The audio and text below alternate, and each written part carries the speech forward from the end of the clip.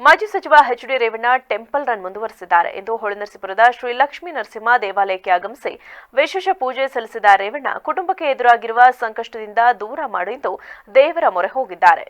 ಬೆಳಗ್ಗೆ ರೇವಣ್ಣ ಮನೆ ದೇವರಿಗೆ ಪೂಜೆ ಸಲ್ಲಿಸಿದ್ದಾರೆ. ದೇವೇಗೌಡರ ಹುಟ್ಟೂರು ಹರದನಹಳ್ಳಿಯ ದೇವೇಶ್ವರ ದೇವಾಲಯಕ್ಕೆ ಭೇಟಿ ನೀಡಿ ಪೂಜೆ ಸಲ್ಲಿಸಿರುವ ರೇವಣ್ಣ ಬಳಿಕ ಹೊಳೆನರಸೀಪುರದ ಲಕ್ಷ್ಮೀ ನರಸಿಂಹಸ್ವಾಮಿ ದೇವಾಲಯಕ್ಕೆ ಆಗಮಿಸಿ ಪೂಜೆ ಸಲ್ಲಿಸಿದ್ದಾರೆ.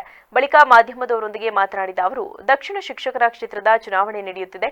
7 ವಿಧಾನಸಭಾ ಕ್ಷೇತ್ರಗಳಲ್ಲಿ ನಮ್ಮ ಅಭ್ಯರ್ಥಿ ಪರ ಪ್ರಚಾರ ಮಾಡಿದ್ದೇವೆ. ನಾನೇ ಖುದ್ದಾಗಿ ಎಲ್ಲ ಕ್ಷೇತ್ರಗಳಲ್ಲಿ ಪ್ರಚಾರ ಮಾಡಿದ್ದೇನೆ. ನಮ್ಮ ಶಾಸಕರು ಪ್ರಚಾರ ಮಾಡಿದ್ದಾರೆ.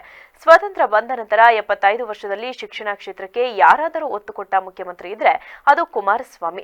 1600 ಪ್ರೌಢಶಾಲೆ, 600 ಪಿಯು ಕಾಲೇಜು, 250 ಪ್ರಥಮ ದರ್ಜೆ ಕಾಲೇಜು ಕೊಟ್ಟಿದ್ದಾರೆ. 7,000 ಕೋಟಿ ಅನುದಾನವನ್ನ ಶಾಲಾ ಕಾಲೇಜು ಕಟ್ಟಡಗಳಿಗೂ ಕೊಟ್ಟಿದ್ದಾರೆ. 4,800 ಶಿಕ್ಷಕರು, 1,600 ಪಿಯುಸಿ ಉಪನ್ಯಾಸಕರನ್ನ ಕುಮಾರಸ್ವಾಮಿ ಯಡಿಯೂರಪ್ಪ ಇದ್ದಾಗ ನೇಮಕ ಮಾಡಿದ್ದಾರೆ. ಈಗ ಜೆಡಿಎಸ್, ಬಿಜೆಪಿ ಸೇರಿ ದಕ್ಷಿಣ ಶಿಕ್ಷಕರ ಕ್ಷೇತ್ರದ ಚುನಾವಣೆ ಮಾಡುತ್ತಿದ್ದೇವೆ. ಎಲ್ಲ ಒಟ್ಟಾಗಿ ಕೆಲಸ ಮಾಡಿದ್ದೇವೆ. ನಮ್ಮ ಪಕ್ಷದ ಅಭ್ಯರ್ಥಿ ವಿವೇಕಾನಂದ ಗೆದ್ದೇ ಗೆಲ್ಲುತ್ತಾರೆ ಎಂದರು.